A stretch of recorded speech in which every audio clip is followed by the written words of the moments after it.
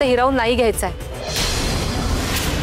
आमच्यामुळे तुम्हाला जरा जरी त्रास झाला ना तर ते आम्हाला नाही बघवलं जाणार। त्यामुळे आम्ही हे घर सोडून जाण्याचा निर्णय घेतलाय। उर्मिला, असं काय झालंय की तू एवढा टोकाचा निर्णय घेतेस? आयो, इंद्रा भाऊजी काल काय बोलले ते विसरलात का तुम्ही? तुम्ही विसरला असाल, पण प्रयत्न करूनही मला विसरता येत नाही। आमच्यामुळे तुमच्यामध्ये आणि आबांमध्ये गैरसमज निर्माण होतात असं वाटतंय त्यांना। असाच त्यांचा राग वाढत गेला ना तर ते नंतर आम्हाला विनाकारण दोष देतील। त्यांच्यामध्ये आणि आबांमध्ये नात्याची दरी आणखीन वाढेल। तेच नकोय मला, म्हणून इथून जाण्याचा निर्णय घेतलाय आम्ही।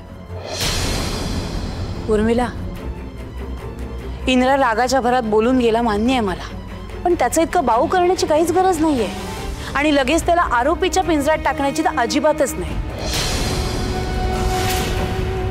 उर्मिला, तुझं हे वागणं जरा आत्मीताईपणाचं होतंय बरं का? बोला आता तुम्ही पण मलाच बोला। आश्रित असल्यासारखं वाटतं मला या घरामध्ये।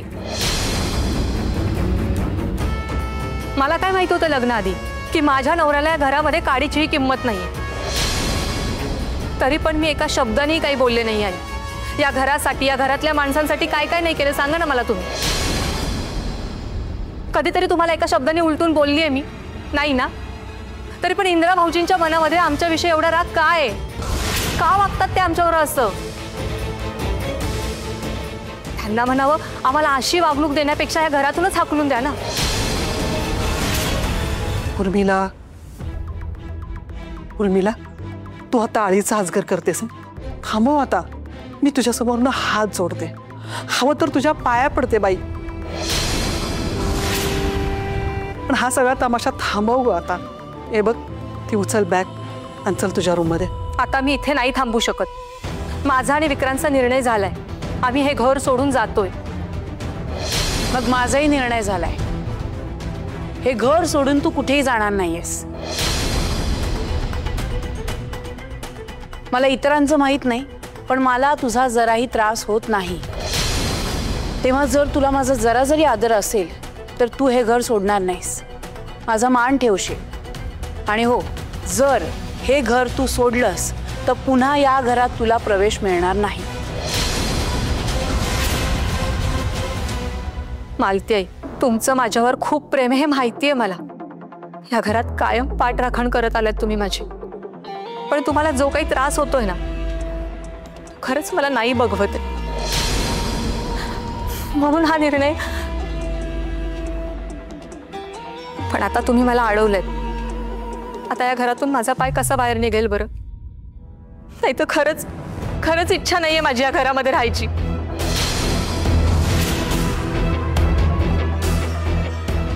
खरं तर ह्या अशा वागण्यामुळे मला खूप त्रास होतो आई। तुझ्या वागण्याचा सगळ्यांना त्रास होतो, त्याचं काय उर्मिला? मालती, भाऊजी, उर्मिला होडबुद्धी येतो, रागाच्या भरात बोलून गेल्या। मी तिच्या वतीने तुमच्या दोघांचे पण हात जोडून माफी मागते।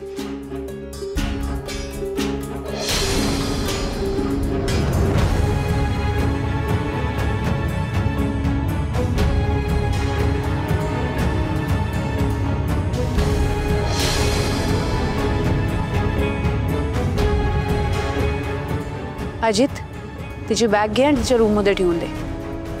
तूही जाग।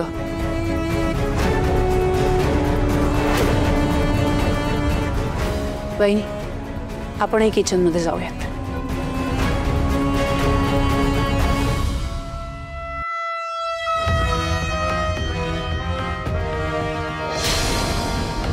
मला त्या फडतूस मुलीची माफी मागायला लावली ना, आता एवढा तर त्रास दिलाच पाहिजे या म्हाताऱ्याला।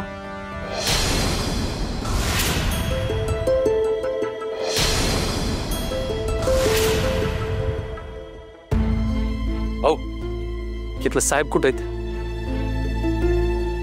मला सांग, अशी कामाच्याच वेळेला तुझी माणसं दांडी का मारतात रे? आ, एक तर 2-3 मजूर आज तुझ्या कामावर कमी आहेत। अशाने काम होणार आहे का हे? साहेब, जरा बोलायचं होतं। तुम्ही थांबाव जरा। हे बघ, तू मला कारण देऊ नकोस हा। मला माणसं पाहिजेत। हे काम जर पूर्ण झाले नाही ना तर तो मालक माझ्या बोकांडीवर बसल। तू आणि तुझी माणसं काम कमी आणि दांडी मारण्यात पटाईत. साहेब काय आहे तुझं? ते पेपरमध्ये जाहिरात बघितली होती, तुम्हाला देखरेखी करता माणूस पाहिजे ना. हा, ठेवली ती माणसं, जावा तुम्ही. आणि हे बघ, मला कारणं द्यायची नाहीत, मला माणसं पाहिजेत. आणि तू पण जा, कामाला लाग. साहेब अहो काय होत असेल तर अहो सगळं करतो, लय गरज आहे कामाची. माझ्याकडे मजूर कमी आहेत, मजुरीचं काम करणार आहेस का? हे बघ, हे असं आहे, कष्टाचं काम आहे, मधूनच सोडता येणार नाही. आणि जर का मला काम आवडलं तरच तुला मजुरी दिली जाईल. जमणार आहे का? तुझ्या सगळ्या टेन्शनचं उत्तर आहे यात. हे दागिनेच बघ आता तुला संकटातून बाहेर काढतात. होय जमल नाही म्हणजे जमावंच लागेल. अहो दुसरा पर्यायच नाही माझ्याकडं. हा, तर मग लाग कामाला. होय होय. हा.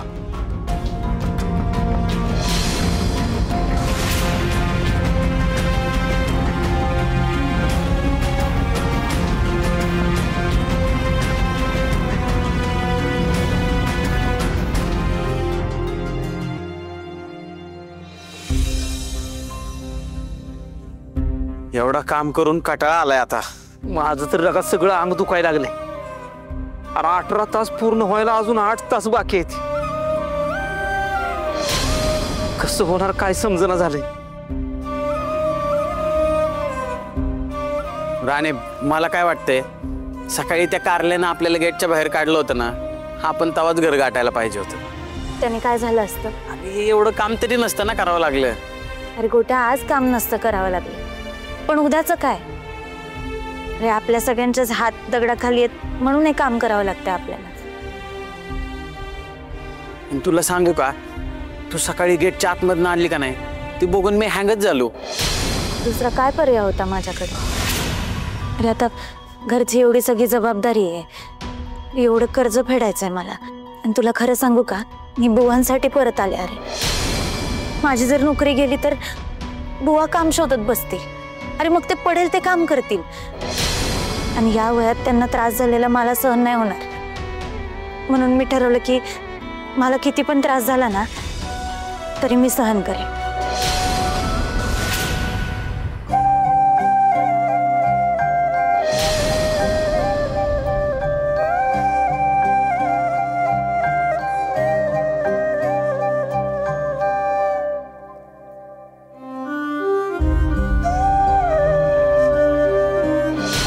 मला बुवांना जगातलं सगळं सुख द्यायचंय.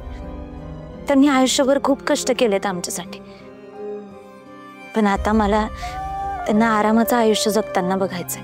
त्यांना एकदम असं राजासारखं बसून आमच्याकडून सेवा करून घेताना बघायचंय. त्यांनी आता फक्त आराम करायचा.